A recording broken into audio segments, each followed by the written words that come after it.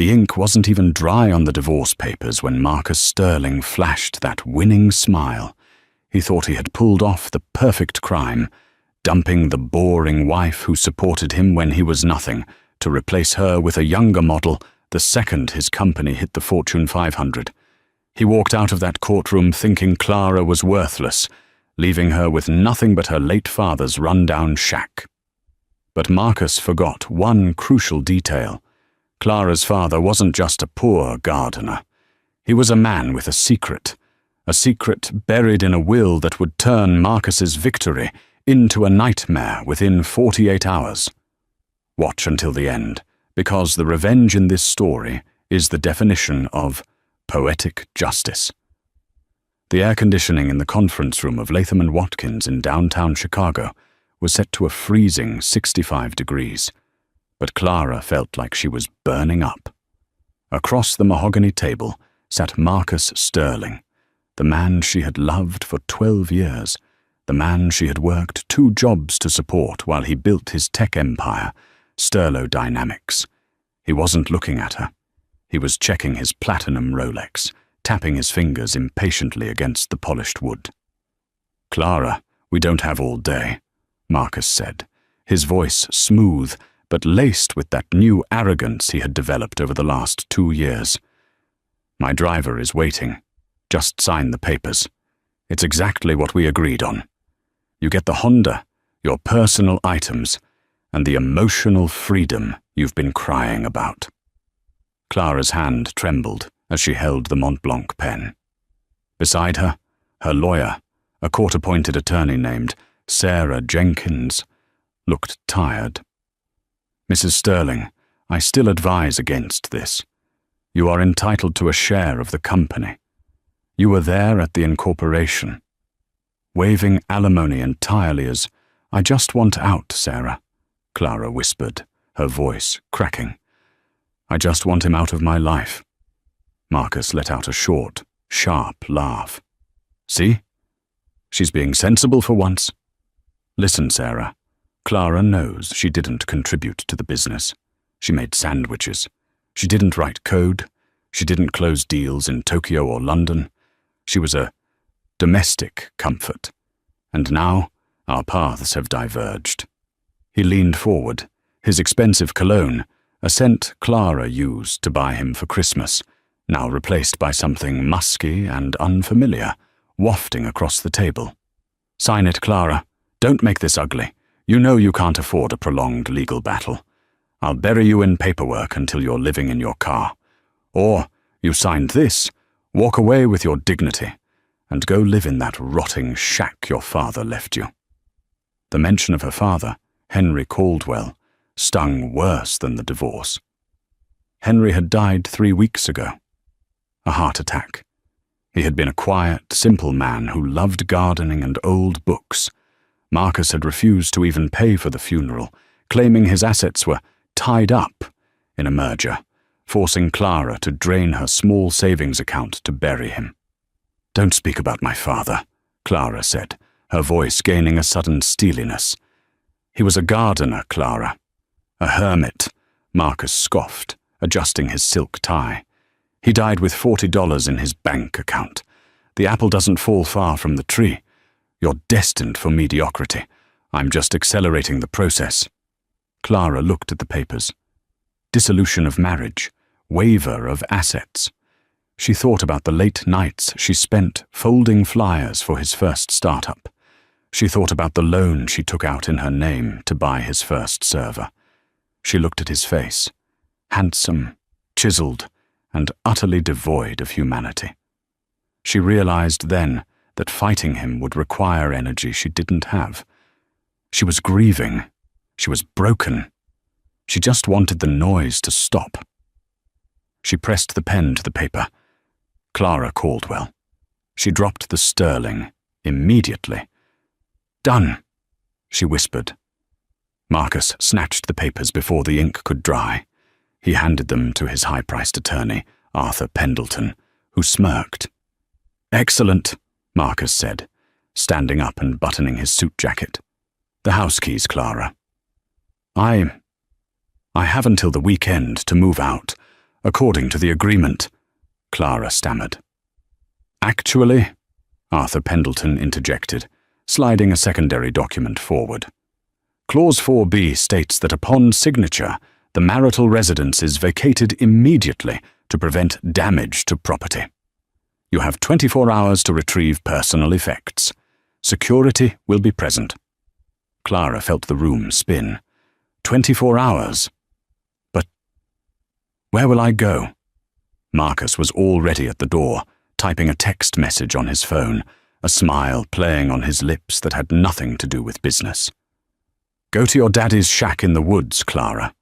Marcus threw over his shoulder without looking back. "It fits you.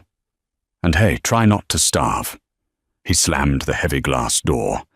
Clara sat alone in the freezing room, the silence deafening. She was 34 years old, divorced, homeless, and penniless. But as she stared at the empty chair Marcus had occupied, she didn't know that the text message he had just sent was to a woman named Jessica, confirming that the pest was gone. And she certainly didn't know that miles away, in a dusty law office in Vermont, a different kind of document was being stamped, one that concerned the poor gardener, Henry Caldwell. The drive to the Sterling estate in Lake Forest was a blur of tears and rain. Clara drove her 2018 Honda Civic, the only thing she truly owned, up the winding driveway lined with the oak trees she had planted herself 5 years ago. When she pulled up to the mansion, a sprawling, modern glass and steel structure that had been featured in Architectural Digest, her stomach dropped. There was a moving truck in the driveway, a luxury moving truck, and there was a red Porsche 911 parked right where her Honda usually went. Clara turned off the ignition and stepped out into the drizzle. Before she could even reach the front steps, the heavy oak double doors swung open. It wasn't Marcus. It was a woman. She looked to be about 24. She was wearing a white cashmere sweater that Clara recognized. It was from a boutique in Paris Marcus had visited last month for business. She had blonde hair falling in perfect waves, and she was holding a glass of champagne. This was Jessica Vane. Clara knew the name. She was the new marketing intern Marcus had hired 6 months ago, the one he said was bright and full of potential. "Oh," Jessica said, feigning surprise. She took a sip of the champagne. "You must be the ex-wife. Marcus said you'd be coming by to pick up your junk." Clara felt a physical blow to her chest. "This is my house until tomorrow morning, Jessica. What are you doing here?" Jessica laughed, a tinkling, cruel sound. "Honey, didn't you read the papers? Marcus transferred the deed to a holding company last week. And guess who manages the residential assets of that company? Me. I'm moving in. Today." Jessica stepped aside, gesturing grandly to the foyer. "Be quick. I have decorators coming at 4 p.m. to get rid of this." She gestured vaguely at the warm, rustic furniture Clara had picked out. This depressing beige vibe. We're going modern, minimalist. Clara walked past her, her legs feeling like lead. She went up the floating staircase to the master bedroom. It smelled like bleach and Jessica's overly sweet perfume. Her clothes, her modest blazers, her jeans, her comfortable sweaters were already piled on the floor in black trash bags. "I had the maid pack for you," Jessica called out from the hallway, leaning against the doorframe. "To save time, we threw out the things that were, well, frankly, embarrassing. Who wears polyester blends in 2024? Clara knelt by the bags. She unzipped one. Her wedding album was in there, the cover bent. A framed photo of her and her father was face down, the glass cracked. She stood up, clutching the photo. "You can have him, Jessica," Clara said, her voice shaking but louder than before. "You can have the house. You can have the money. But you should know something about Marcus." Jessica rolled her eyes. "Oh, save it. You're bitter." He told me you were suffocating him. He will trade you in, Clara said, turning to face the younger woman. The moment you aren't shiny and new, the moment you need something from him, he will discard you. He doesn't love people, Jessica. He loves ownership. Jessica's smile faltered for a fraction of a second, but she recovered quickly. Get your bags and get out.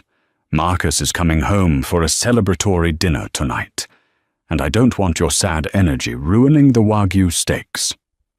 Clara dragged the 4 black trash bags down the stairs, one by one. Jessica watched from the landing, sipping her drink, not lifting a finger. When Clara finally loaded the trunk of her Honda, she was soaked from the rain and sweating from exertion. She looked back at the house one last time. Through the massive floor-to-ceiling window, she saw Marcus's car pull up. He got out, and Jessica ran to him. He spun her around, kissing her deeply, the kind of kiss he hadn't given Clara in 5 years. Marcus looked up and saw Clara standing by her old car. He didn't wave. He didn't look sad. He just checked his watch, pointed to the gate, and shooed her away like a stray dog. Clara got into the car, locked the doors, and screamed. She screamed until her throat was raw. Then she put the car in reverse and backed out of the driveway. She had nowhere to go but north, to Vermont, to the shack. She drove for 6 hours straight, leaving the city lights behind, driving deeper into the darkness of the mountains. She thought she had hit rock bottom. She thought the worst was over. She was wrong. The storm was just beginning, but not the kind Marcus prepared for. As she crossed the state line, her phone buzzed. It was an email from an unknown address, trustycaldwellholdings.net. The subject line read, "Urgent, regarding the estate of Henry Caldwell." Clara ignored it. She assumed it was a bill collector's for her father's medical expenses. She tossed the phone onto the passenger seat and focused on the muddy road ahead, leading her toward a destiny she couldn't possibly imagine. It was 2 a.m. when Clara's headlights cut through the dense pine forest of rural Vermont. The GPS had lost signal 20 minutes ago, but she remembered the way. She and her father used to come here when she was a little girl, before her mother died, before life got complicated. The property was located at the end of a long, unpaved gravel road that threatened to swallow the Honda's tires. Finally, the structure came into view. Marcus had called it a shack, and he wasn't entirely wrong. It was a small, A-frame cabin built in the 1970s. The wood was grey and weathered. The roof was covered in moss. There was no garage, just a lean-to shed filled with rusted gardening tools. Clara parked and killed the engine. The silence of the woods was heavy, broken only by the sound of wind rushing through the pines. It was pitch black. She used her phone's flashlight to find the key under the loose stone by the porch steps, a habit her father never broke. The door creaked open with a groan that echoed like a ghost. Inside, the air was stale and cold. It smelled of old paper, pipe tobacco, and damp wool. The smell of her father. Clara found the fuse box and flipped the main switch. Nothing happened. The power had been cut. "Of course," she sobbed, sliding down the wall until she hit the floor. Of course he couldn't pay the bill. She wrapped herself in her coat and curled up on the dusty rug in the center of the living room. She didn't have the energy to bring in her bags. She just lay there in the dark, crying until she fell into a restless, nightmare-filled sleep. She woke up to the sound of pounding. Bang, bang, bang. Clara jolted awake. Sunlight was streaming through the dirty windows, illuminating dust motes dancing in the air. She checked her phone. 8:30 a.m., bang, bang. Someone was at the door. Clara stood up, smoothing her wrinkled clothes. Panic set in. Had Marcus sent someone to harass her here? Had the bank come to foreclose on the cabin? She opened the door tentatively. Standing on the porch was a man in a sharp, charcoal-grey three-piece suit that looked ridiculously out of place in the muddy forest. He was older, perhaps in his 60s, with silver hair combed back severely and wire-rimmed glasses. Behind him, parked next to her dirty Honda, was a pristine black Bentley with a driver waiting by the door. "Ms. Clara Caldwell?" the man asked. His voice was deep, gravelly, and British. Yes, I'm Clara," she said, confused. "Who are you?" The man bowed slightly. "My name is Archibald Thorne.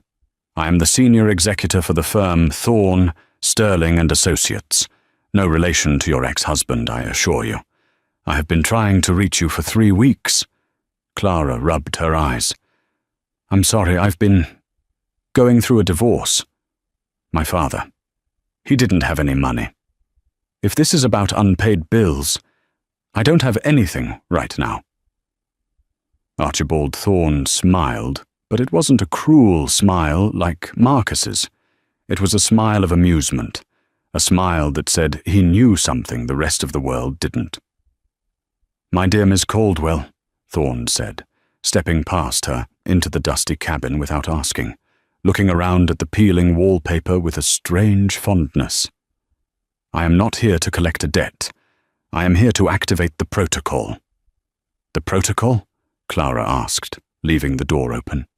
"What are you talking about?" Thorne placed a leather briefcase on the rickety wooden dining table. He snapped the golden latches open. "Your father, Henry, was a man of extreme privacy. He believed that character is forged in the fire of struggle. He watched you closely these last 10 years, Clara. He watched you support a man who didn't appreciate you. He watched you work humble jobs with dignity." Thorne pulled out a thick document bound in blue velvet. "He also watched Marcus Sterling," Thorne added, his eyes narrowing. He knew this day would come. The divorce, the betrayal. Henry predicted it down to the month. Clara felt a chill run down her spine. "My father was a gardener. He mowed lawns for the city council." Thorne chuckled softly. Henry liked gardening. It was his hobby, but it was not his profession. Did you never wonder why your father, a gardener, made you study corporate law for 2 years before you dropped out to help Marcus? Did you never wonder how he paid for your mother's experimental cancer treatments in cash? Clara was stunned. She had wondered, but she always assumed he had borrowed it or sold family heirlooms. "Who was my father?" Clara whispered. Thorne opened the document. Henry Caldwell was the majority shareholder and silent founder of Titanium Earth Holdings. He owned the mineral rights to 40% of the erratic earth metals used in smartphone production in North America. He also owned the land underneath the new tech district in Chicago. Clara's mouth fell open. The tech district? "Specifically," Thorne said, pointing a manicured finger at a map in the file. "The land upon which the Sterlo Dynamics headquarters is currently built. Marcus Sterling pays rent. He just doesn't know who the landlord is." Thorne looked up at Clara, his eyes twinkling. "The lease on Marcus's headquarters expires in 4 days, and according to your father's last will and testament, the ownership of the land and the decision to renew that lease now belongs solely to you." Clara grabbed the table to steady herself. "But there is a condition," Thorne said, his voice turning serious. "A condition? Yes. Your father wanted to ensure you were ready. The assets are yours, valued at approximately $850 million, providing you agree to one thing." Thorne slid a single sheet of paper forward. "You must personally deliver the eviction notice or the lease renewal to the tenant. You must look him in the eye when you do it." Clara stared at the paper. Yesterday, she was a discarded wife with a Honda Civic and a broken heart. Today, She was the woman who owned the ground Marcus Sterling walked on. Slowly, a smile spread across Clara's face. It wasn't a smile of happiness. It was a smile of reckoning. "Mr. Thorne," Clara said, her voice steady. "Do you have a pen?" Clara spent the next 4 hours in a state of suspended reality. Archibald Thorne was not merely a lawyer. He was a machine of efficiency. Within 30 minutes of Clara accepting the terms of her father's will, the cabin was swarming with activity. A satellite truck arrived to boost the internet signal. 2 junior associates from Thorne, Sterling and Associates appeared in a Range Rover with boxes of files and a catered lunch from a bistro in Burlington. "We have a lot of work to do, Ms. Caldwell," Thorne said, laying out a timeline on the rustic kitchen table. "The lease for the Sterlo Dynamics headquarters at 400 River North expires on Friday at midnight. That is exactly 72 hours from now. Marcus Sterling has been attempting to purchase the land from your father's shell company, Terra Firma LLC, for 5 years. He believes he is close to a deal with an anonymous elderly recluse." "He thought my father was just a stubborn old man," Clara murmured, reading the emails printed in the file. "Precisely. Marcus needs this land. He is currently in final negotiations to merge with Omnicorp, a Japanese tech giant. The merger is valued at $4 billion. However," Thorne tapped the paper with his pen, "a key clause in the merger agreement is secured infrastructure. If Marcus loses the lease on his headquarters, the merger collapses. His stock value will plummet to 0 overnight. He is over-leveraged, Clara. He spent millions on his lifestyle, assuming this deal would make him a billionaire." Clara looked at the numbers. Marcus was swimming in debt, hiding it behind rented Ferraris and leased penthouses, banking everything on this merger. And he needed her signature. Well, the signature of the landlord, to save his life. "He thinks I'm destitute," Clara said softly. "He told me to come here to starve." "Then let us ensure he remains ignorant until the moment of impact," Thorne said. "We need to get you back to Chicago. But not as Clara, the ex-wife. We need to introduce you as Clara, the chairman." Thorne made a phone call. An hour later, a helicopter landed in the clearing behind the cabin, blowing pine needles into a whirlwind. "Your father hated spending money on himself," Thorne shouted over the rotor noise as he guided Clara toward the aircraft. "But he authorized an unlimited budget for Project Justice. That is you, my dear." They flew directly to a private airfield outside Chicago, where a limousine was waiting. Clara was whisked to the penthouse suite at the Peninsula Hotel. Waiting inside the suite were 3 people: a stylist named Julian, a public relations crisis manager named Eleanor, and a forensic accountant named David. "We have 48 hours to erase the last 10 years of neglect," Julian said, looking Clara up and down critically but kindly. "Marcus Sterling liked you in beige and grey because he wanted you to disappear. We are going to make you visible. Painfully visible." For the next 2 days, Clara underwent a transformation that was more than skin deep. It wasn't just about the facials, the hair treatments that turned her dull brown locks into a rich, glossy chestnut, or the tailored suits that cost more than her old Honda. It was about the briefing sessions. David, the accountant, walked her through Marcus's books. Clara learned where he was hiding assets, which offshore accounts he was using to pay for Jessica's gifts, and exactly how desperate he was. "He's missed payroll twice in the last quarter," David revealed, pointing to a red column on the screen. "He covered it with personal loans. If this merger fails, he goes to prison for fraud. He's been cooking the books to look solvent for the Japanese investors." Clara felt a cold anger settle in her stomach. "He told me I was the financial drain. He told me my grocery bills were too high." "Projection," David said dryly. classic narcissism. By Thursday evening, the night of the Sterlo Dynamics pre-merger gala, Clara stood in front of the full-length mirror in the suite. She was wearing a custom-made gown of midnight blue velvet that hugged her curves and trailed off into a train that looked like liquid night. Her hair was swept up, revealing a diamond necklace that had belonged to her grandmother, something Thorne had retrieved from a bank vault. She didn't look like the woman who had cried in the lawyer's office. She looked like a queen who had just signed a death warrant. Thorne entered the room, dressed in a tuxedo. He paused, a look of genuine pride on his face. "Your father would have been terrified of you right now," he said gently. "The car is ready." "Does he know?" Clara asked. "Does Marcus know the landlord is coming?"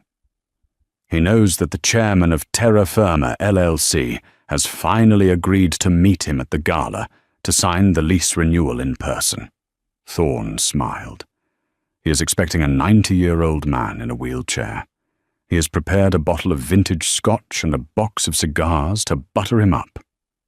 Clara picked up the black leather portfolio containing the eviction notice. "I hate scotch," she said. "Shall we?" Thorne offered his arm. Clara took it. "Let's go say hello to my husband." The Sterlo Dynamics Gala was the event of the season. Held at the grand ballroom of the Palmer House, Hilton, it was a sea of black ties, sequined gowns, and fake smiles. Marcus Sterling stood at the center of the room, holding court. He looked impeccable in a Tom Ford tuxedo, one hand resting possessively on the waist of Jessica Vane. Jessica was wearing a shimmering gold dress that was a little too tight and a little too loud, but she beamed, soaking up the attention. "Yes, the merger is practically a done deal," Marcus was saying loudly to a group of investors. "We signed the papers Monday. The Japanese team is flying in tomorrow. And the real estate? A formality. The owner is an old family friend. He's coming tonight to bless the union, so to speak." "I heard the owner was difficult," one investor, a skeptical man named Mr. Sato, noted. "The land rights have always been a grey area in your portfolio." "Nonsense," Marcus waved his hand, taking a sip of his martini. "I have it under control. By midnight, I'll own the ground beneath the building. I'm unbreakable." Jessica giggled. "Marcus is a genius. He talks people into anything." Just then, the music in the ballroom shifted. The live jazz band quieted down. A hush rippled through the room, starting from the entrance and spreading like a wave toward the center. Marcus frowned. "What's going on? Is the Japanese delegation early?" He turned toward the massive double doors. Archibald Thorne entered first. His severe presence and the way he carried himself commanded instant respect. He stopped and turned, extending a hand to help someone else enter. Clara stepped into the light. The room went silent. For a moment, no one recognized her. They saw a stunning woman in midnight blue, radiating power and wealth. She walked with a confident, predatory grace, her heels clicking rhythmically on the marble floor. It wasn't until she was 20 feet away that Marcus dropped his glass. It shattered, splashing gin and olives onto his patent leather shoes, but he didn't notice. "Clara?" he whispered. Jessica squinted, her smile freezing. "Is that the sandwich maker?" Clara didn't stop. She walked straight up to the circle of investors, flanked by Thorne and two large security guards.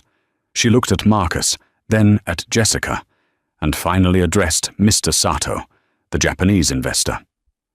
"Mr. Sato," Clara said, her voice smooth and projecting perfectly without a microphone. "I apologize for the interruption. I believe you were discussing the stability of the infrastructure." Mr. Sato bowed slightly, entranced. "We were, madam." "Caldwell," Clara said. "Clara Caldwell. I am the chairman and majority shareholder of Terra Firma LLC." The color drained from Marcus's face, so fast he looked like a corpse. "What?" he choked out. "That's impossible. Terra Firma is owned by Henry Caldwell," Clara finished for him. "My father, who passed away 3 weeks ago. You remember him, Marcus? The gardener you wouldn't pay to bury." A murmur of shock went through the crowd. Phones were raised. The recording lights blinked on. "Clara, what is this?" Marcus hissed, stepping forward, his charm replaced by panic. "You're making a scene. You don't own anything. You signed the divorce papers. You waived your assets." "I waived my rights to your assets, Marcus," Clara corrected him, a small, cold smile playing on her lips. "I didn't waive my rights to mine. And it turns out my father left me quite a bit, including the land your headquarters sits on." Jessica laughed nervously, looking around for support. "This is a joke, right? She's lying. She's crazy. Marcus, call security." "I wouldn't do that," Thorne interjected calmly. "Ms. Caldwell is the guest of honor. In fact, technically, since your company is 3 months behind on rent, according to the fine print of the original 1990 lease agreement, she is the only person with the legal right to be here. You are currently trespassing." Marcus was sweating now. He looked at Mr. Sato, who was frowning deeply. "Marcus," Mr. Sato said, his voice hard, "you told us you owned the land. You told us the lease was a formality." "It is. It is," Marcus stammered. He grabbed Clara's arm. "Clara, honey, listen. Let's go to the back room. We can talk about this. We're family, right? 12 years? Clara looked at his hand on her arm until he let go. "We aren't family, Marcus. You made sure of that on Tuesday at 11:00 a.m. "Look, I'm sorry about what I said," Marcus whispered, desperate, his eyes darting around the room. "I was stressed. The merger, the pressure. I still love you. Jessica meant nothing. She's an employee," Jessica gasped. "Marcus!" Clara laughed. It was a genuine laugh, bright and terrifying. "Oh, Marcus, you never change. Selling out the new model to try and get the old one back because the old one suddenly has a price tag." She signaled to Thorne, who handed her the black leather portfolio. "I came here tonight to handle the lease, Marcus, as requested." Marcus let out a breath of relief. He straightened his tie, trying to regain his composure. "Right, good. See, everyone, it's just business, a negotiation. Clara, you're smart. You know that without this building, the rent stops coming in. You need me." "That's the thing about being a Caldwell, Marcus," Clara said, opening the portfolio. "We don't need much. My dad lived in a shack. I drive a Honda. I don't need your rent money." She pulled out a single document. It wasn't a renewal. It was printed on thick red legal paper. "This is a notice of eviction," Clara announced, her voice ringing through the ballroom. "Pursuant to Clause 17 of the original land deed, I am invoking the character clause. The landlord reserves the right to terminate the lease immediately if the tenant engages in fraudulent financial activity or moral turpitude." "Fraud?" Marcus screamed. "I haven't committed fraud. We have the ledgers, Marcus," Clara said, holding up a USB drive. "My forensic team has been busy. You've been inflating revenue numbers by funneling personal loans through shell companies. It's a Ponzi scheme. And Mr. Sato, I think you should check the collateral he offered you. It's my land, which he doesn't own." Mr. Sato signaled his team. They immediately began typing on their phones, backing away from Marcus. "You have 24 hours to vacate the premises, Marcus," Clara said, handing him the red paper. "The locks will be changed on Saturday morning. Security is already on site." Marcus stared at the paper. His hands were shaking. You can't do this. This is my life. I built this." "You built it on my back," Clara said, leaning in close so only he could hear. "And you built it on my father's land. Now, I'm taking it back." Marcus looked at Jessica, but she was already backing away, vanishing into the crowd. He looked at the investors, but they were turning their backs. He was alone in the center of the ballroom, holding an eviction notice. Clara turned to leave. "Wait!" Marcus shouted, tears streaming down his face, fully breaking down. "Clara, please! I'll give you half. I'll give you everything. Just don't destroy me." Clara paused. She looked back over her shoulder, the diamonds at her neck catching the light. "You said I was destined for mediocrity, Marcus," she said. "I'm just accelerating your process." She walked out of the ballroom, leaving silence in her wake. But the night wasn't over. As Clara stepped into the cool night air where the limo waited, Thorne's phone rang. He answered it, listened for a moment, and his face went pale. He covered the phone. "Clara, don't get in the car." "Why?" Clara asked, her adrenaline fading into confusion. "That was my contact at the precinct," Thorne said. "Marcus didn't just cook the books. He borrowed money from the wrong people to cover his tracks, the Chicago outfit. And they just found out the merger is dead." Clara looked back at the hotel entrance. A black van screeched to a halt in front of the valet. 4 men in heavy coats jumped out and ran inside.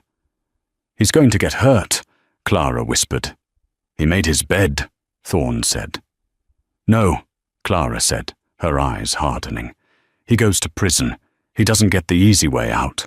I want him to live long enough to see me run his company better than he ever did." Clara grabbed her phone. "Call the police, Thorne. Save him. For now."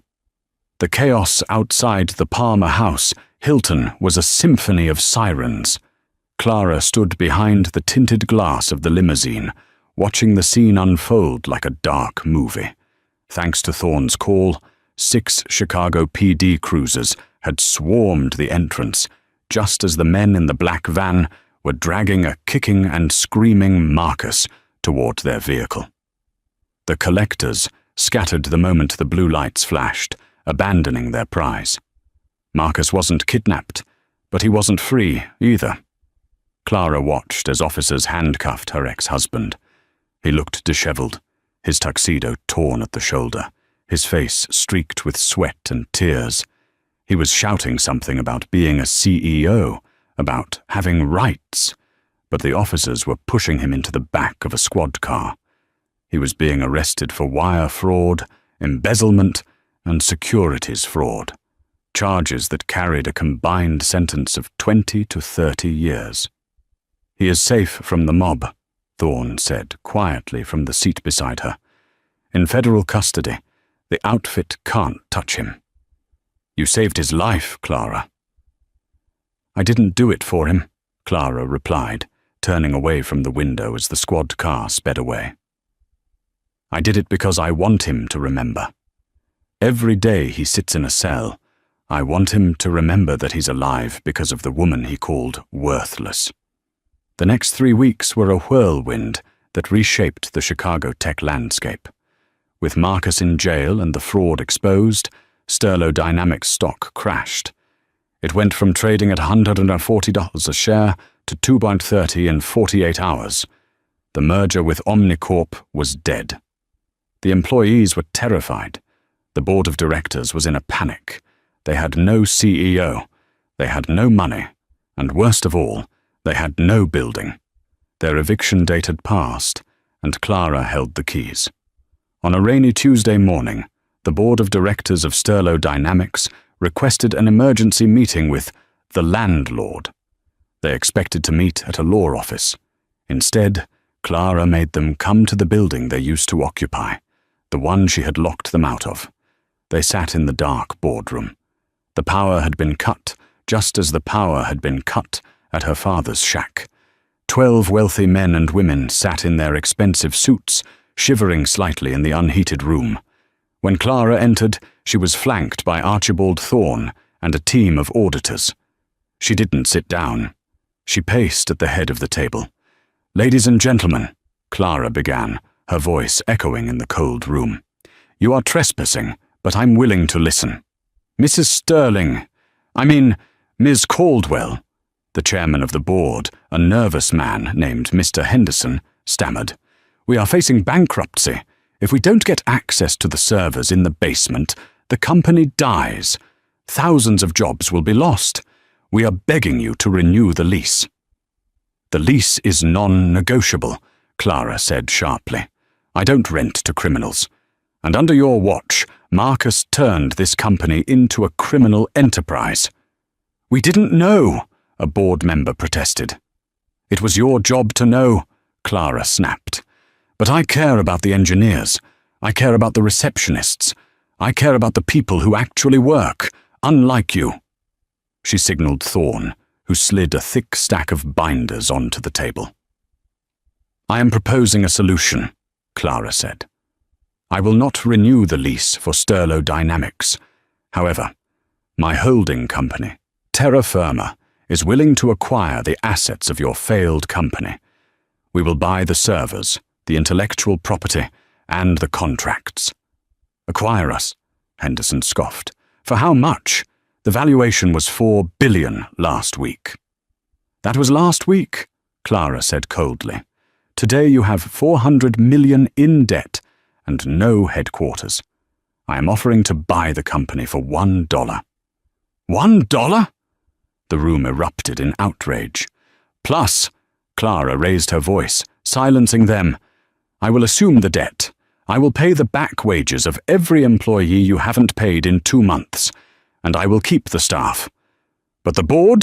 You are all fired. Effective immediately. No severance packages. No golden parachutes." "You can't do that," Henderson shouted. "We'll sue."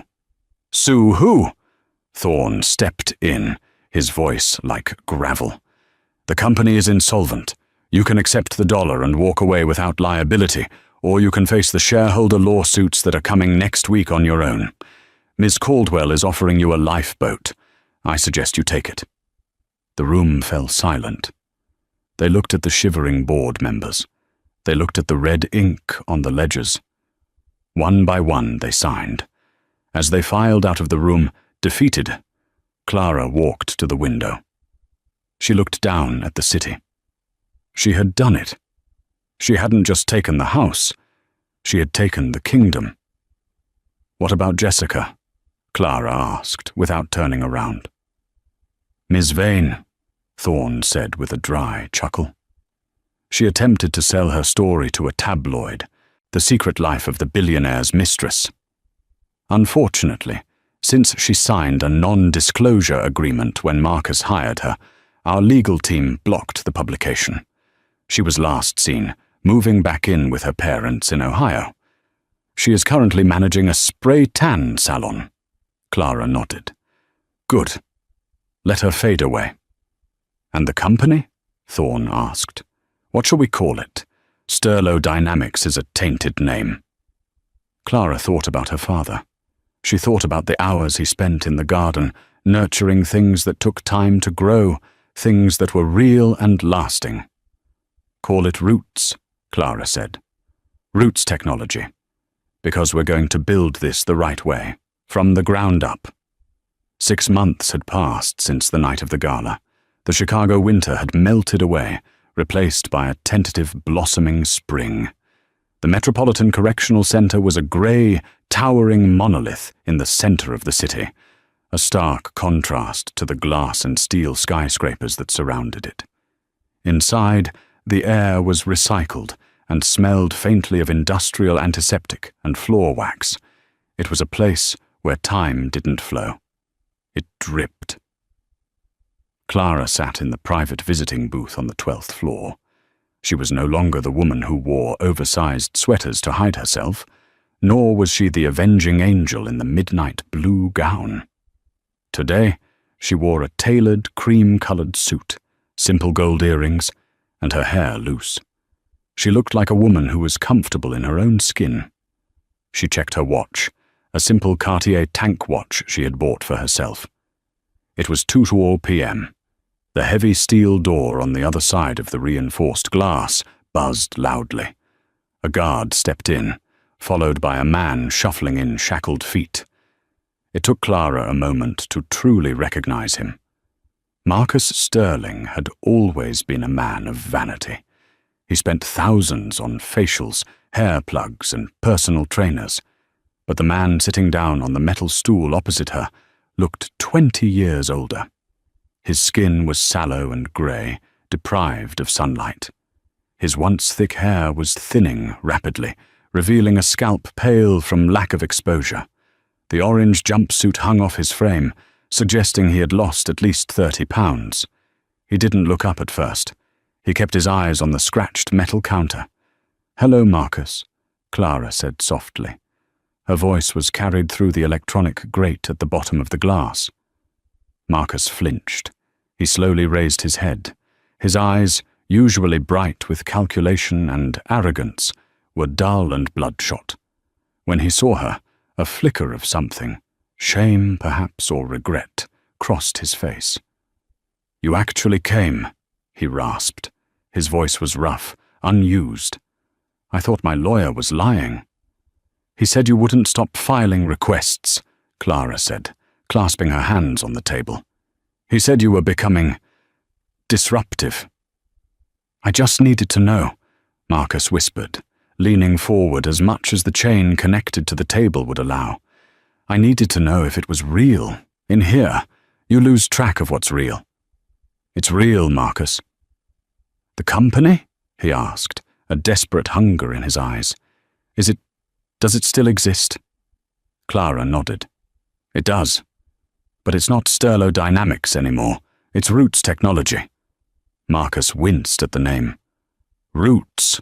Because of your father?" "Because of the foundation," Clara corrected. "We had a lot of work to do. The forensic audit took 3 months. You left a mess, Marcus. There were phantom employees, inflated contracts, the Ponzi scheme with the investors. It was rotting from the inside out." "I was fixing it," Marcus snapped, a flash of his old defensiveness appearing. "I just needed more time.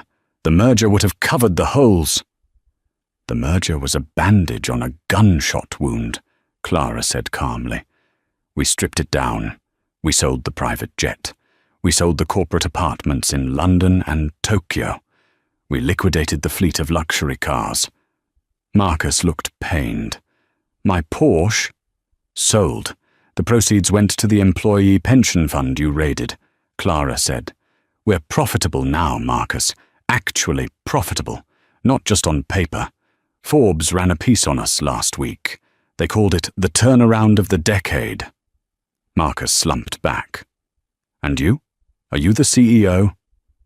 "I am the chairwoman," Clara said.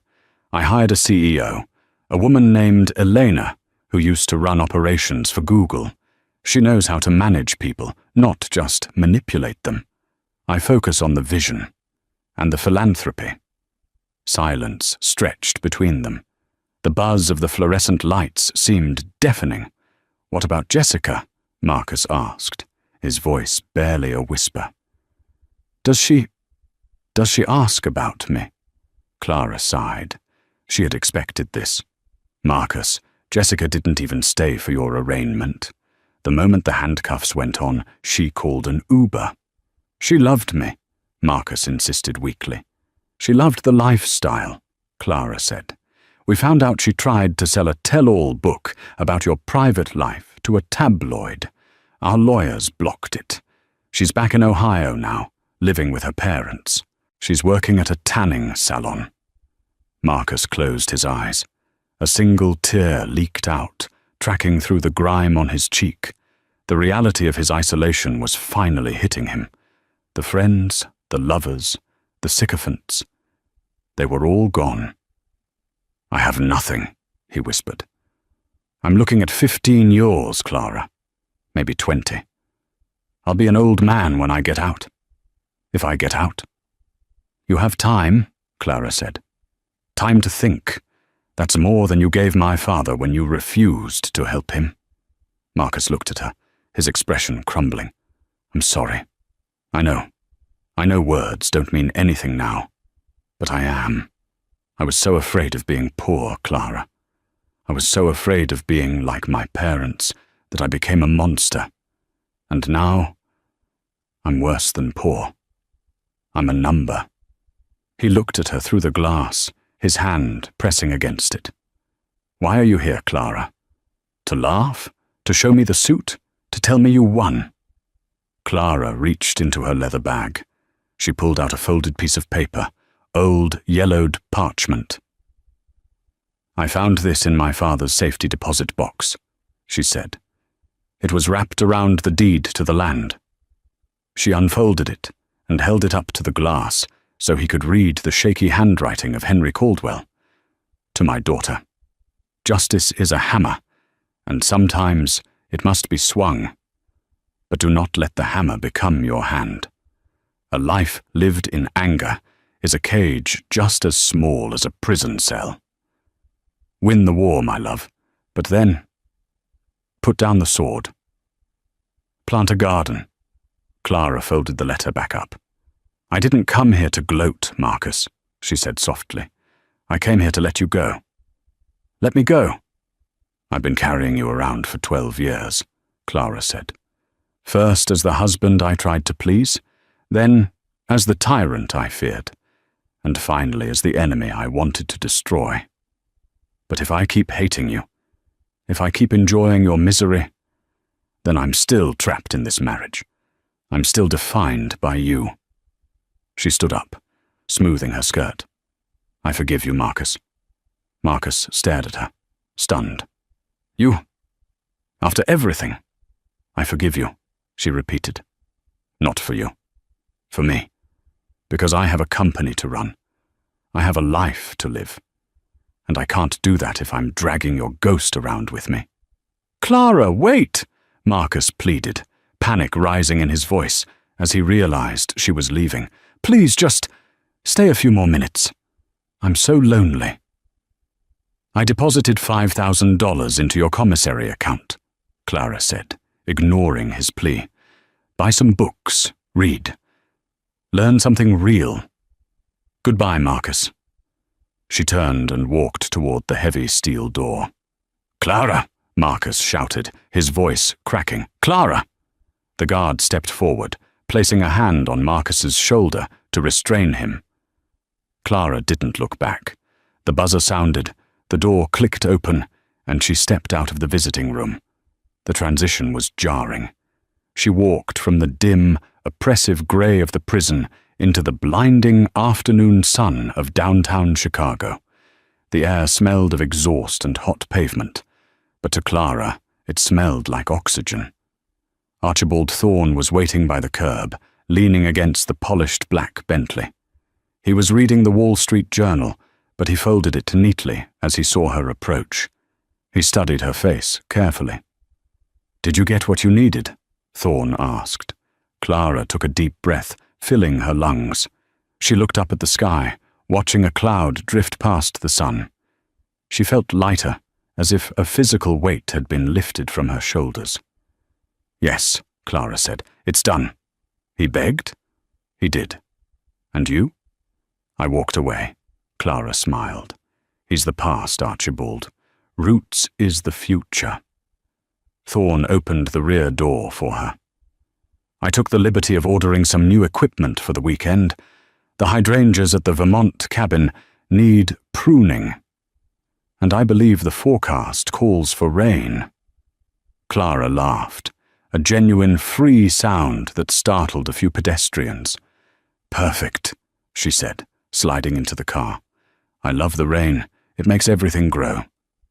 As the Bentley pulled away, merging into the traffic of the city she now owned a piece of, Clara didn't look in the rearview mirror at the prison fading into the distance. She looked forward, through the windshield, at the endless open road ahead. Wow. I don't think Marcus ever saw that coming. It just goes to show that you should never underestimate someone just because they're quiet or kind. Clara went from a discarded wife to a CEO in the span of a week, and she did it with class. What did you think of the $1 buyout scene? Would you have forgiven Marcus in the end, or would you have let him rot without a penny? Let me know in the comments below.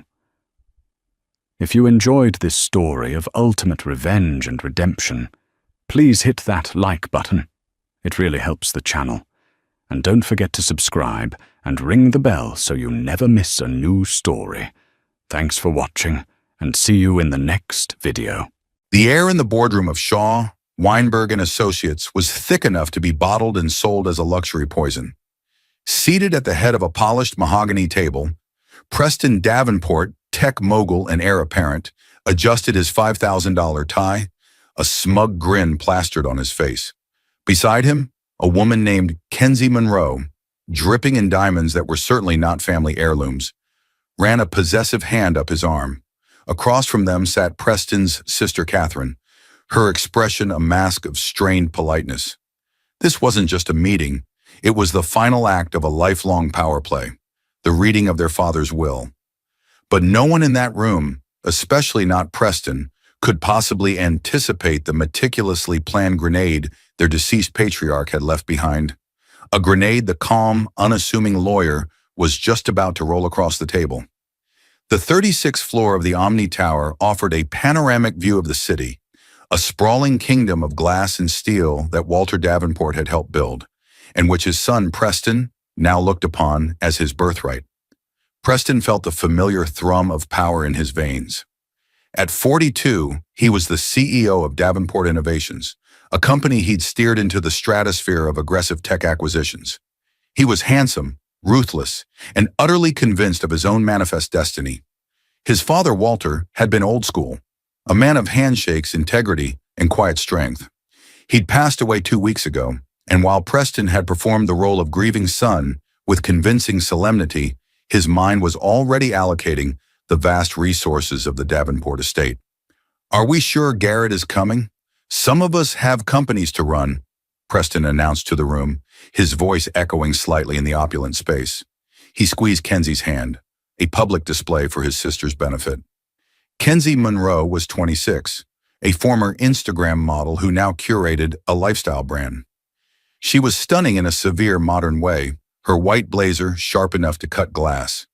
She radiated an aura of victory, as if she had already won a competition no one else knew they were in. She leaned in and whispered in Preston's ear, "Don't worry, darling. Once this is all over, we'll take that trip to Monaco. Just you and me."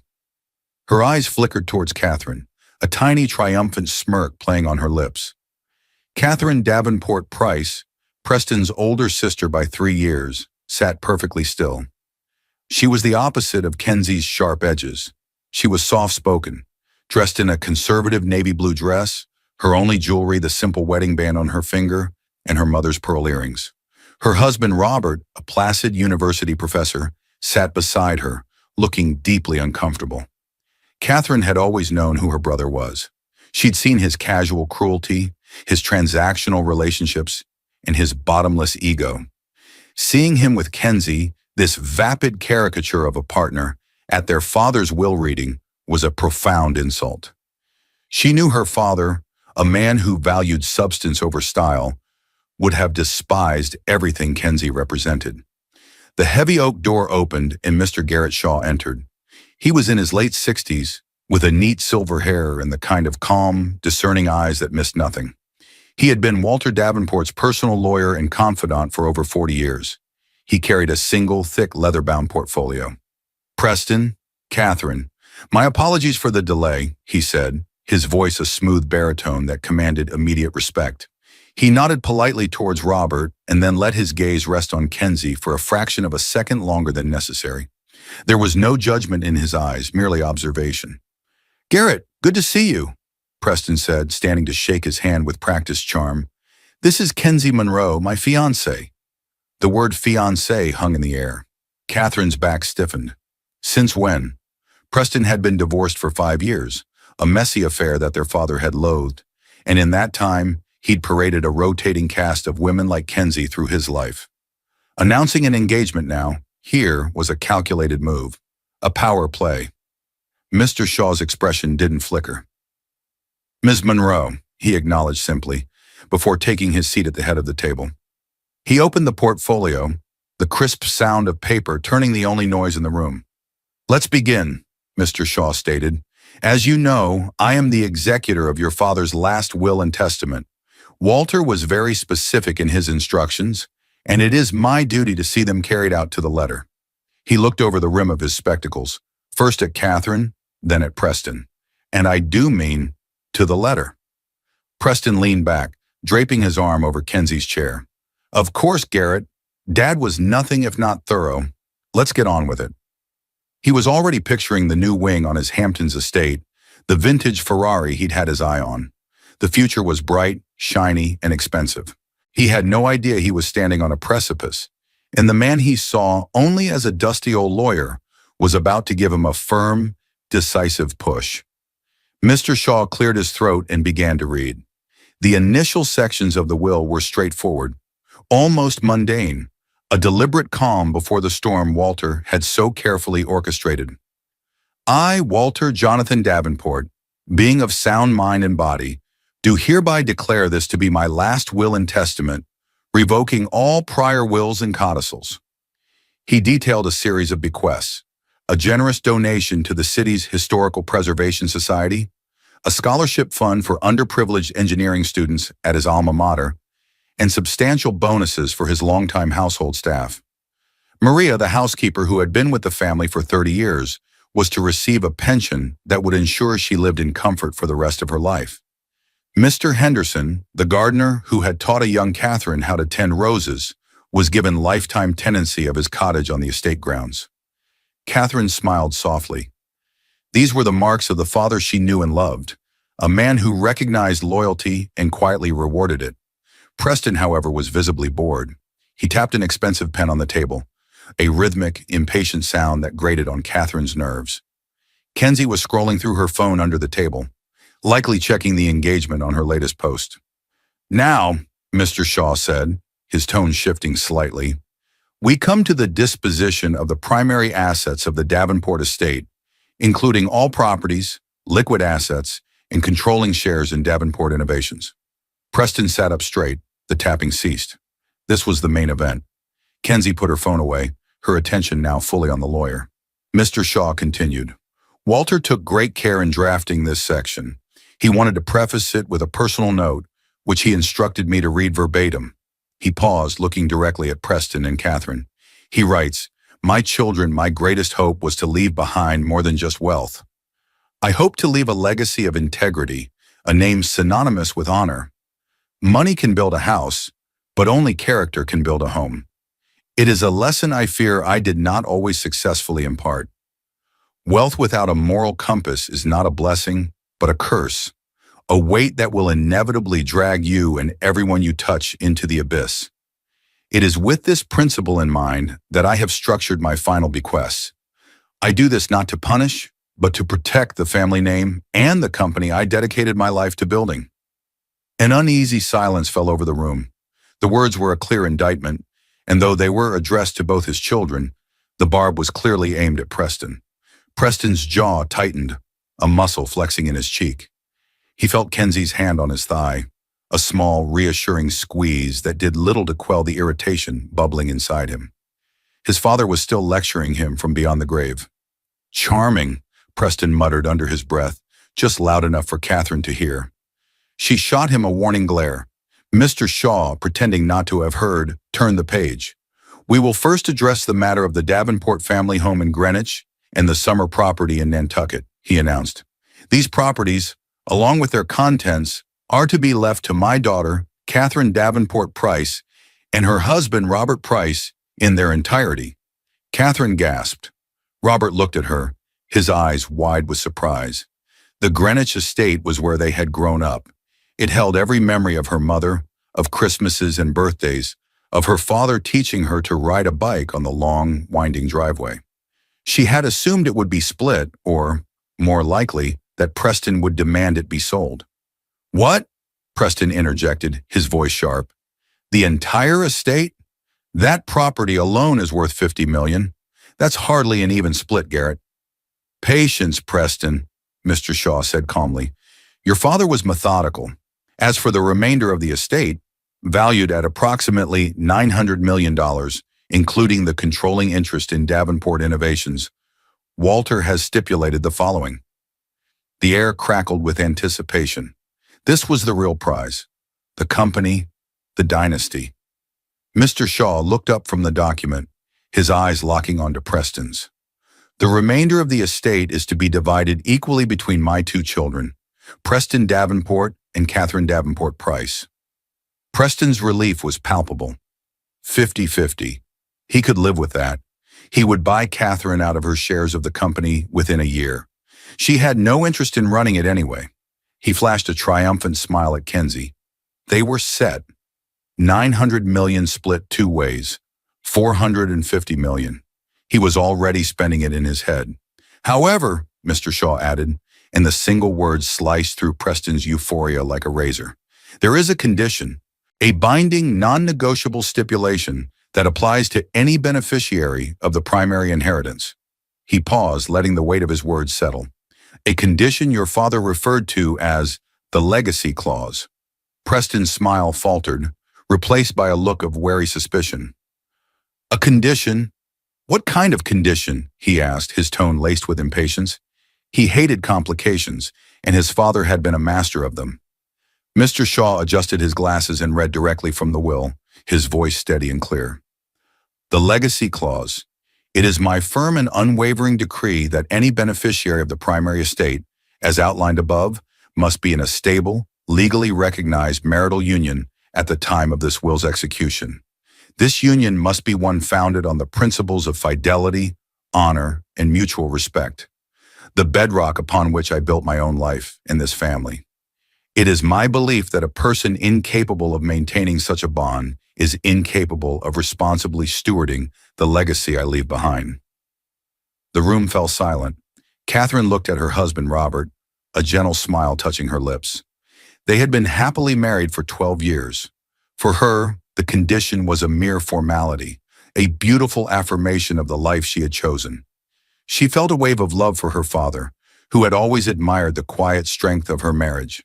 Preston, on the other hand, was momentarily stunned. A marital union? He was divorced, unmarried. He felt a surge of hot anger. This was his father's final, pathetic attempt to control his life, to punish him for his divorce, for not being the docile, predictable son he'd always wanted. The old man was trying to box him in, but then the gears in his sharp, calculating mind began to turn. The clause was a problem, but every problem had a solution, a loophole, and his solution was sitting right next to him. A slow, predatory grin spread across Preston's face. He turned to Kenzie, his eyes gleaming. He stood up, pulling a suddenly confused Kenzie to her feet beside him. Well, Dad was always a step ahead, wasn't he? Preston announced, his voice booming with false joviality. He wanted his children to be in stable unions. A man of tradition. I respect that. He looked around the room, his gaze landing on Catherine, then Mr. Shaw. He was putting on a show, and he was the star. It seems my father's timing was, as always, impeccable. He must have known. Garrett, Catherine, I have an announcement to make.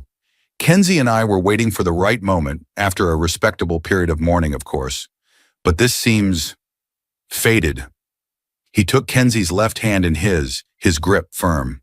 Kenzie Monroe, the love of my life, has done me the honor of agreeing to be my wife. We are engaged to be married. He beamed, a perfect picture of a happy, devoted fiancé. Kenzie, caught off guard but quickly adapting, produced a dazzling smile. She held up her hand where a massive canary diamond, a recent gift from Preston, glittered under the boardroom lights. Catherine stared at her brother, aghast. The audacity was breathtaking. The insincerity was a physical offense. She knew Preston didn't love this woman. He loved the way she looked on his arm, the way she deferred to him, the way she reflected his own success back at him. This was a lie, a performance designed to secure a fortune. Engaged? Catherine said, her voice barely a whisper. Preston, you can't be serious. Never more serious in my life, sis, he shot back, his grin tightening. He turned his attention back to the lawyer. So there you have it, Garrett. I am, for all intents and purposes, fulfilling the spirit of my father's clause. My half of the inheritance is secure. He sounded so sure of himself, so utterly convinced that his cleverness had once again won the day. Mr. Shaw listened to the grand pronouncement without a single change in his placid expression. He did not seem surprised or impressed, or even convinced. He simply waited for Preston to finish his speech. When the silence returned, Mr. Shaw slowly folded his hands on top of the will. His gaze was calm, but there was a new, steely intensity to it. An engagement, Preston, is a promise of a future event, the lawyer said, his voice quiet yet carrying an undeniable weight of authority. Your father's will is concerned with the present. The clause is explicit. It requires a beneficiary to be in a stable, legally recognized marital union at the time of this will's execution. He let the words sink in. The spirit of the clause is not sufficient. The letter of the law is what binds us here, and the letter requires a marriage certificate, not an engagement ring. The trap had been sprung, and Preston Davenport, for the first time that day, realized he had walked right into it.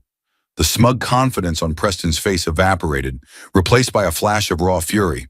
He saw his $450 million, his new Ferrari, his absolute power, all begin to shimmer and fade like a mirage. The old man had outplayed him. That's preposterous, Preston boomed, his voice echoing in the suddenly tense room. It's an archaic, controlling stipulation. It can be challenged in court. I'm his son, for God's sake. You are free to challenge it, of course, Mr. Shaw replied, his tone perfectly even. But Walter's legal team and myself spent months constructing this will. It is ironclad. The morality clause, as it is often called, has been upheld in this state on numerous occasions when it is proven to be a core tenet of the deceased's firmly held beliefs. And Walter's belief in the sanctity of marriage was, as you know, unshakable. Kenzie, seeing the fortune slipping away, jumped in. But we are getting married. Next week, if we have to. We can go to City Hall this afternoon. She looked at Preston, her eyes wide with a mixture of panic and determination. Right, darling? Preston seized on the idea. It was a bluff, a desperate gambit, but it was all he had. Exactly, he said, forcing a confident smile back onto his face. This is a minor logistical issue, a matter of timing. We had a date set for the spring, a large affair. But for this, we'll expedite. As my fiancé, Kenzie is my partner. The will should recognize that. The will recognizes only legal documents, Preston, Mr. Shaw countered, his patience seemingly infinite. He was like a granite wall, unmovable and impassive. A marriage certificate, to be precise. Do you have one? We'll get one, Preston insisted, his voice rising. The will is executed based on the circumstances as they exist today, October 14th, 2025, Mr. Shaw said, tapping a manicured finger on the document. Not as they might exist tomorrow or next week. A heavy, suffocating silence descended. Catherine watched the exchange, her initial shock turning into a kind of grim satisfaction. Her father had known his son so well. He had anticipated Preston's every move, his every lie, his every attempt to bend the rules to his will. This wasn't just about marriage. It was a final, posthumous test of character, and Preston was failing spectacularly. Preston began to pace behind his chair, a caged predator. His mind was racing, cycling through a Rolodex of his high-powered attorneys, searching for an angle, a weakness. This is ridiculous, he snarled, pointing a finger at Mr. Shaw. You're enjoying this, aren't you? The old man's loyal dog, getting one last bite. I am merely executing my client's final wishes, Mr. Shaw replied, completely unfazed by the insult. My personal feelings are irrelevant. He paused, his gaze deliberate and heavy. The situation is quite simple, Preston. Catherine being legally married meets the conditions of the legacy clause. You being unmarried do not. So what does that mean? Kenzie asked, her voice trembling slightly. The diamonds on her neck suddenly seemed less brilliant. What happens to his share? Mr. Shaw looked at her, then back to Preston.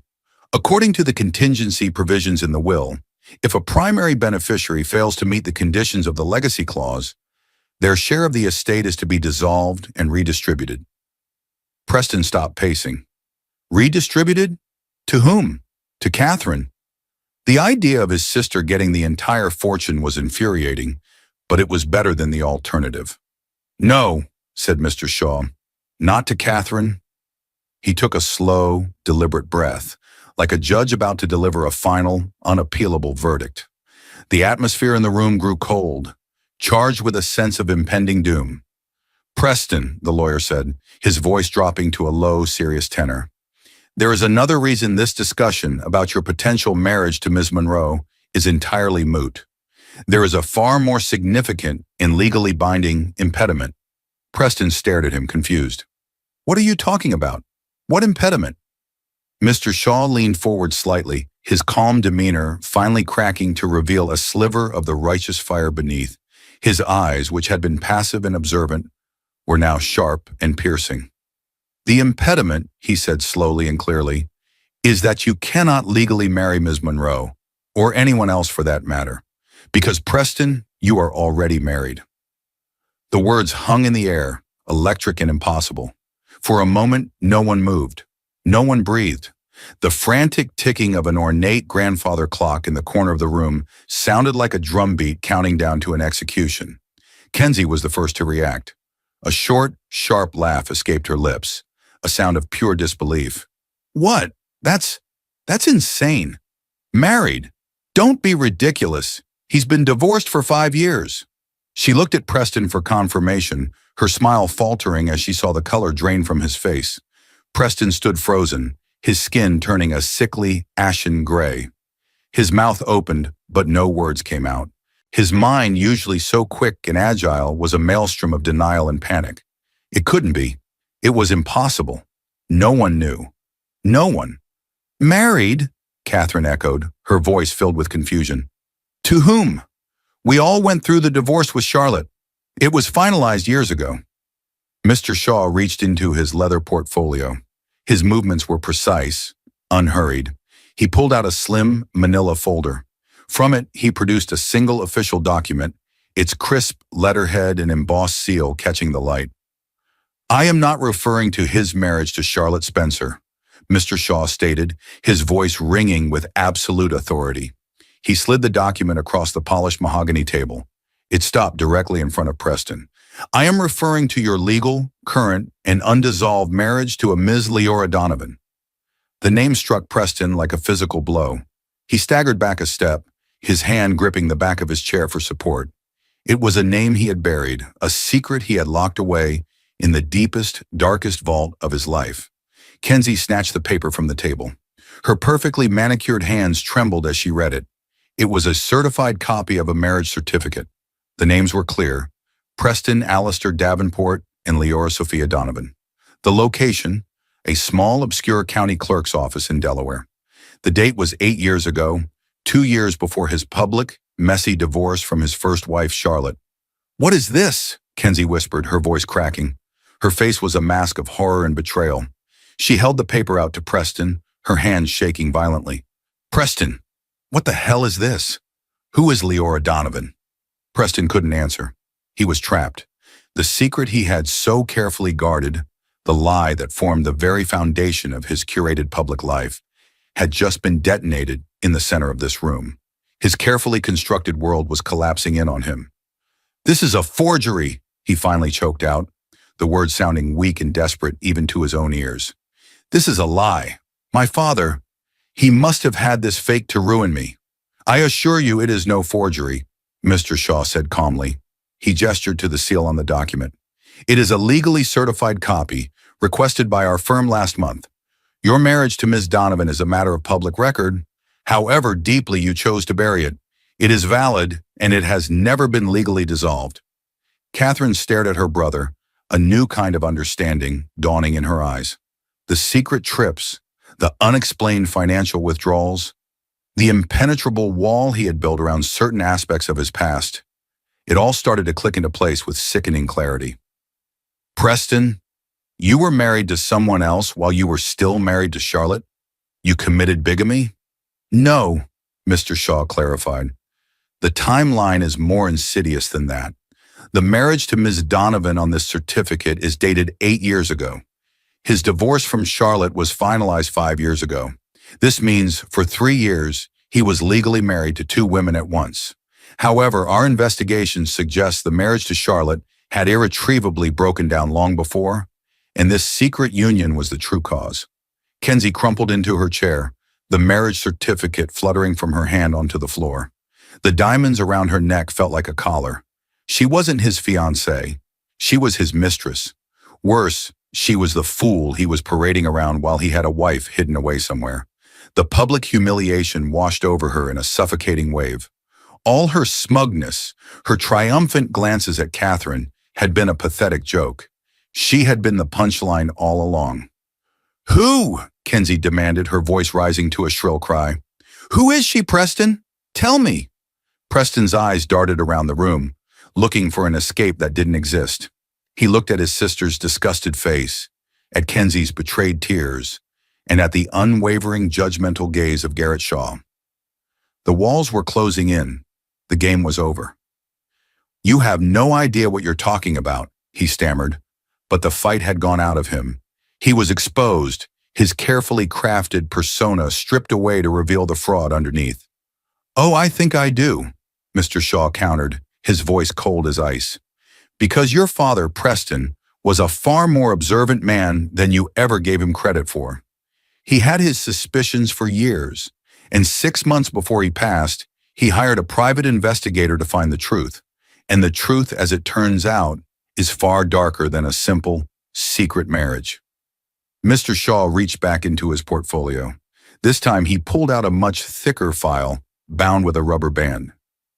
"Your father wanted to understand," he said, placing the file on the table with a soft thud. "Now, so will we all." The thick file landed on the mahogany table with a soft, definitive thud that seemed to suck all the remaining oxygen from the room. It was not a legal document like the will. It was something else entirely. It was thick, slightly worn, and bound with a simple rubber band, giving it the mundane appearance of a case file, which only made it seem more sinister. The tab, marked in neat block letters, read, "Davenport, P. Personal Inquiry." Preston stared at it as if it were a venomous snake, coiled and ready to strike. The blood that had drained from his face now seemed to turn to ice in his veins. This was not a legal maneuver. This was an excavation, a digging up of buried things he thought were sealed in tombs of secrecy and reinforced with concrete walls of money. Mr. Shaw's movements were deliberate, almost ceremonial, as he removed the rubber band and opened the file. The room was so quiet that the rustle of the first page turning sounded like a crack of thunder. "As I was saying," the lawyer began, his voice a low, dispassionate baritone that transformed him from an executor into the narrator of a dark and sordid tale. "Your father, Walter, was a far more observant man than you ever gave him credit for. He noticed things, inconsistencies, things a son believes a father is too old or too distracted to see." He looked up from the page, his gaze settling on Preston. There were the finances to start. Large regular cash withdrawals that couldn't be accounted for. Wire transfers to an opaque holding company registered in Delaware, a company with no stated purpose, no employees, no public footprint. Then there were your absences. Sudden business trips to Salt Lake City when Davenport Innovations has no interests, no partners, no clients in Utah. He worried Preston. At first he feared you were being blackmailed or had fallen into a gambling debt. He feared for you. Mr. Shaw paused, letting the ghost of a father's concern hang in the air before delivering the devastating truth. The reality, he discovered, was in some ways much crueler. 6 months before he passed, after a year of growing unease, Walter did what he always did when faced with a problem he couldn't solve. He sought the truth. He hired a man, a discreet and highly effective private investigator named David Chen. Mr. Chen's job was to provide answers, and he did. He slid the top page of the report across the table. It was a photograph, a high-resolution shot taken from a distance. It showed Preston, dressed casually, getting out of a rental car in front of a sleek, modern house, set against a backdrop of stark, beautiful desert mountains.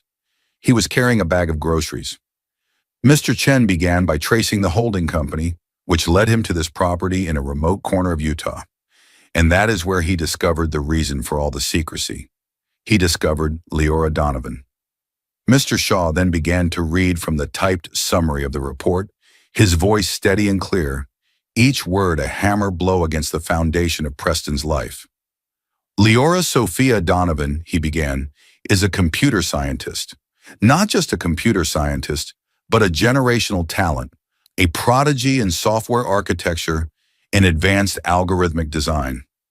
Born in Kiev, Ukraine, educated at the top of her class. You met her 10 years ago at a tech conference in Berlin. At the time, she was a rising star, presenting a paper on a revolutionary data compression algorithm that was years, perhaps decades, ahead of anything else on the market. He looked directly at Preston, whose face was now a waxy, expressionless mask. You saw her genius, and you saw an opportunity. You didn't offer her a job, did you, Preston? That would have meant contracts, board oversight, intellectual property filings. You poached her. You approached her privately, promised her the world. A private lab, unlimited resources, a partnership. You convinced this brilliant young woman to abandon her career path, leave her home, and come to the United States on a work visa. A visa sponsored not by Davenport Innovations, but by your secret Delaware holding company. You told her work was too valuable, too revolutionary to be exposed to corporate rivals. You told her she needed to be protected. The story began to unfold, each detail more damning than the last. Leora, young and idealistic, had trusted him completely. She became the ghost in his machine, the secret architect behind the technology that had transformed Davenport Innovations from a successful hardware company into a billion-dollar tech behemoth. Catherine's eyes widened, a sickening realization dawning. She remembered years ago when Preston, then head of R&D, had suddenly unveiled the framework for the Synapse project. It had come out of nowhere, fully formed, its core logic so advanced that no one on the internal team could fully replicate it. He had claimed it was the result of years of his own private, intensive research. It was the single biggest success of his career, the one that cemented his status as his father's successor. And it had all been a lie. She was your secret weapon, Mr. Shaw continued, his voice laced with a quiet, righteous contempt. The Synapse data routing system, the flagship product that generates 60% of the company's annual revenue, was built entirely on the back of her algorithm. And you knew how valuable she was, too valuable to risk losing. So you devised a way to lock her down, to bind her to you in a way no employment contract ever could.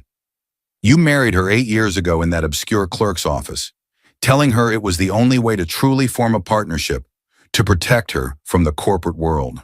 You spun a tale of your ruthless father, your greedy wife Charlotte, a cutthroat board of directors. You painted yourself as her noble protector. Kenzie let out a small, choked gasp. This wasn't just a secret wife. This was the woman whose intellect was the source of all the wealth, the woman who had likely paid for the very diamonds on her neck. She wasn't just a mistress. She was a parasite feeding off a genius Preston kept in the dark. Mr. Shaw went on, detailing the meticulously constructed prison Preston had built for Leora. The house in Utah wasn't a home. It was a gilded cage. Mr. Chen's report is thorough, he said, flipping a page that contains satellite images and floor plans.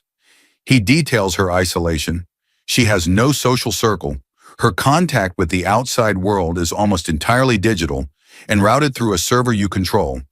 The household staff are paid through the holding company and have signed ironclad, multi-million-dollar non-disclosure agreements. You controlled her finances, her immigration status, which was perpetually in process, and her access to information. You told her that your public life, your high-profile divorce from Charlotte, your string of vapid girlfriends, it was all a necessary charade, a performance to keep the press and your rivals from digging into your real life and discovering your most valuable secret, her. And for 8 years, she believed you. The investigator's file was chilling in its detail. He had documented Preston's visits once every 4 to 6 weeks, arriving late on a Friday and leaving before dawn on a Monday. But the final piece of the puzzle, the piece that had shattered Walter Davenport, was not a photograph or a financial statement. Mr. Chen placed the house under long-range surveillance, Mr. Shaw said, his voice grim.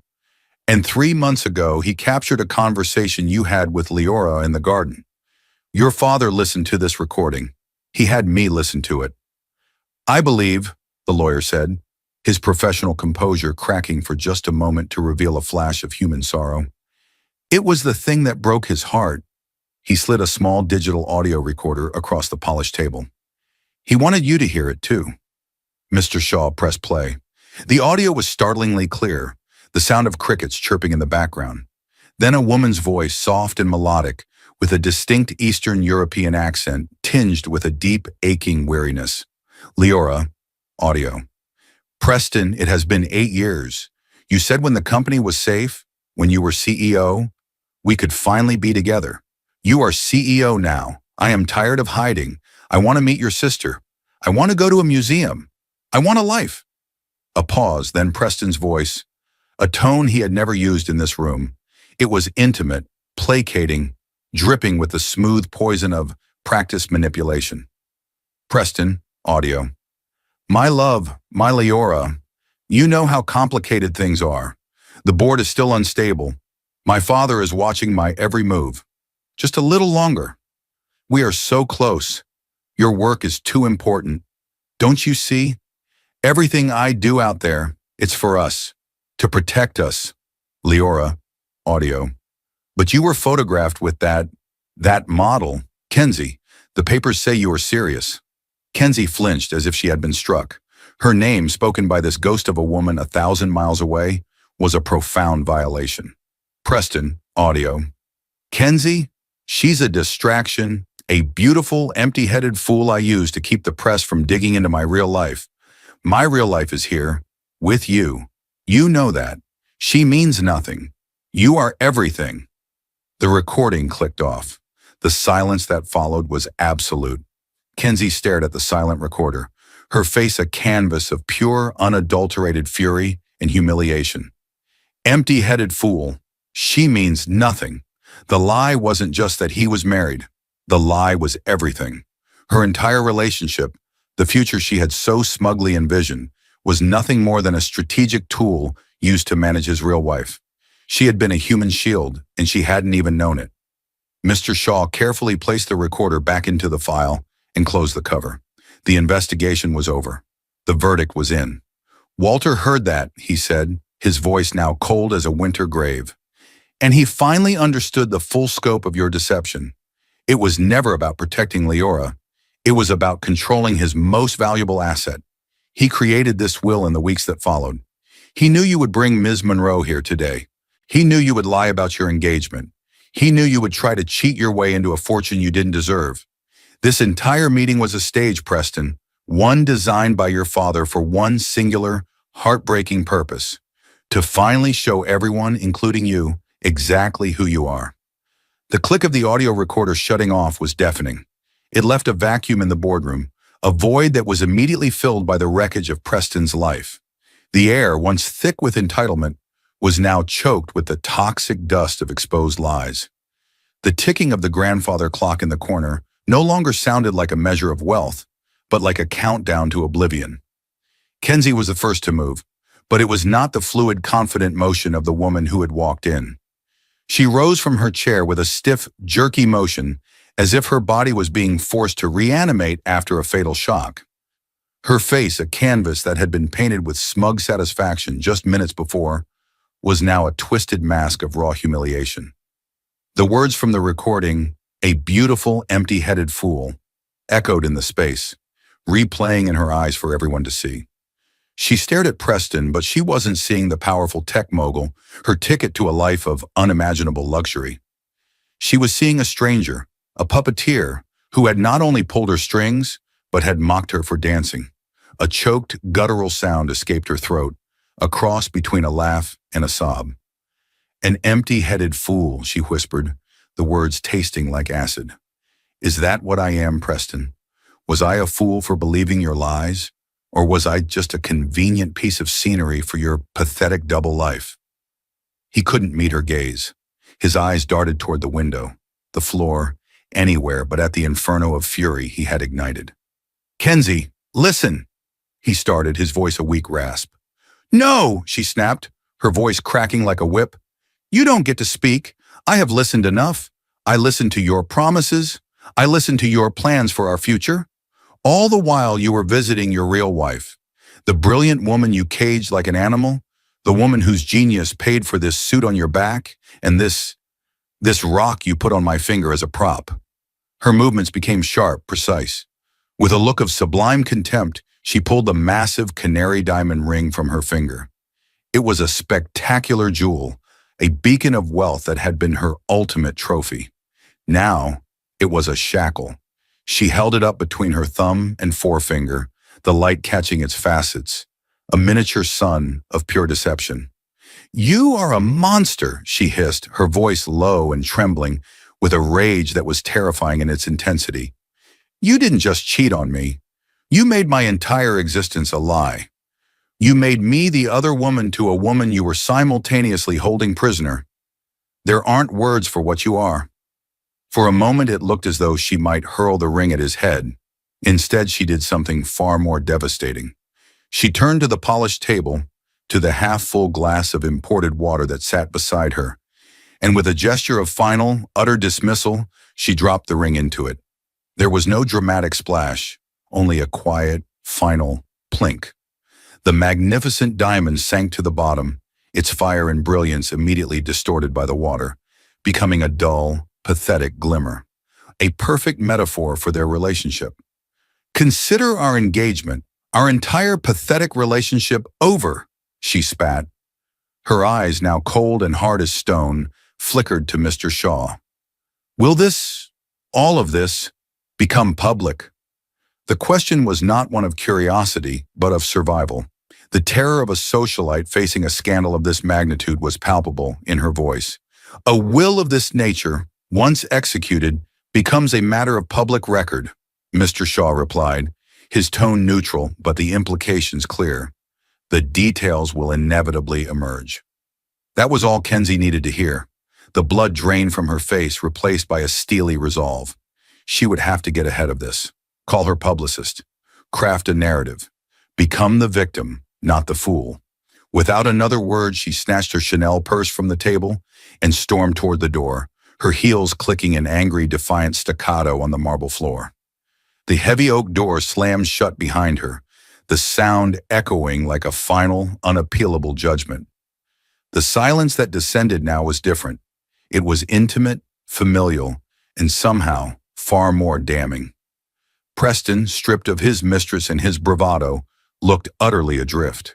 He finally turned his gaze to the one person left in the room who shared his blood, his eyes wide with a desperation she had never seen before. Catherine, he pleaded, his voice hoarse, the name a fragile thread cast across an impassable chasm. Don't! Catherine's voice was quiet, but it cut through the air with the sharpness of surgical steel. She stood up, not with the explosive anger of Kenzie, but with a sorrow so profound it seemed to age her before his very eyes. She walked slowly around the table until she was standing over him, forcing him to look up at her. Don't you dare say my name, she said, her voice trembling with a grief that had curdled into rage. For my entire life, I have been your defender. When you were cruel to your friends in school, I told myself it was just ambition. When you bulldozed your way through your first marriage, I told Dad he was being too hard on you, that he didn't understand your passion. After the divorce with Charlotte, I told everyone you just needed time to heal. I made excuses for your arrogance, your affairs, your boundless selfishness. I thought it was just your character. Tears began to stream down her face, but they were not tears of pity. They were hot, angry tears of betrayal. But this isn't a character flaw, Preston. This is a sickness of the soul. You didn't just hide a wife. You built a prison for a human being. You exploited her, isolated her, and stole not just her work, but her life. And you did it all with a smile on your face while you paraded women like Kenzie around to throw everyone off the scent. She leaned in closer, her voice dropping to a fierce, anguished whisper. I know now why Dad looked so tired these last few months, why he seemed so distant. It wasn't just his heart condition, it was this. It was you. The knowledge of what his own son was capable of, it crushed him. He didn't die of a heart attack, Preston. He died of a broken heart. You killed him with your lies just as surely as if you had used a weapon. The accusation hung between them, brutal and undeniable. You are not my brother, she declared, the words like stones. The brother I knew, the little boy I grew up with, he's gone. Or maybe he was never there at all. I don't know who you are, but you are a stranger to me. She straightened up, wiping her tears away with the back of her hand. She turned to her husband. Robert, we're leaving. Robert, who had remained a pillar of silent, shock support, placed a gentle hand on her back and guided her toward the door. Before leaving, Catherine paused, her hand on the doorknob, and looked back at Mr. Shaw. Thank you, Garrett, she said, her voice thick with emotion, for honoring my father's wishes and for bringing the truth to light. He would be grateful. The door closed gently behind them, leaving only Preston and the lawyer in the vast, silent room. The panoramic view of the city, once a symbol of his domain, now seemed to be a silent jury, witnessing his complete and utter downfall. So that's it then? Preston finally asked, his voice a hollow, defeated whisper. He looked like a man who had been flayed alive. I get nothing? That is not entirely accurate, Mr. Shaw said, his tone still perfectly measured. He retrieved the thick will from the table and turned to the final, meticulously crafted pages. Your father, even after learning the depths of your depravity, did not believe in utter destruction. He believed in consequences. He did not strip you of everything. Per the terms of his employment contract, you retain your position as CEO of Davenport Innovations. A tiny, desperate flicker of hope ignited in Preston's eyes. The company. He still had the company. He could rebuild. He could survive. However, Mr. Shaw continued, extinguishing that flicker as quickly as it had appeared, I suspect that will be a very difficult position to hold. Your father also stipulated that a copy of this investigation and the terms of this will be delivered to every member of the board of directors this afternoon. Your professional future is now in their hands. Preston flinched, the hope dying completely. But as for the inheritance, the lawyer went on, his voice taking on a new final authority, your violation of the legacy clause has, as you now understand, triggered the contingency your father so carefully planned. Your entire $450 million share of the estate is hereby void. He paused, allowing the monumental weight of that loss to crush what was left of Preston's spirit. That entire sum, Mr. Shaw announced, a note of profound, righteous satisfaction finally entering his voice, is to be immediately and irrevocably transferred into a newly created trust, a trust your father named the Donovan Freedom and Innovation Trust. Preston's head snapped up, his face a mask of stunned disbelief. He gave it to her. He did, Mr. Shaw confirmed, looking Preston directly in the eye. Walter's final note on the matter was quite clear. He wrote, "This money was generated by a genius my son kept in chains. Therefore, it is not his to inherit. It is a debt to be repaid. It is restitution for a crime against a human soul. The trust will be administered by this firm. It provides Ms. Leora Donovan with complete and unlimited financial independence for the rest of her life. It provides for the best immigration lawyers in the country to secure her citizenship and untangle her from the web of corporate entities you used to control her. And it provides for a permanent, professional security detail to ensure you can never, ever control or coerce her again." Mr. Shaw leaned forward, delivering the final devastating blow. Your father wanted to ensure Leora's liberation was immediate, which is why, Preston, as we have been sitting in this room, watching your world fall apart, a very different scene has been playing out in Utah. A senior partner from my firm, along with a trauma counselor and a financial advisor, flew there this morning. Right now, they are sitting with Leora. They have given her your father's personal letter of apology. They are showing her the evidence of your deception. They are telling her the truth, and they are telling her that she is free. While you have lost a fortune, she has just inherited one, along with the one thing you stole from her that is priceless: her future. The finality of it all was absolute. Preston Davenport wasn't just disinherited, he was erased.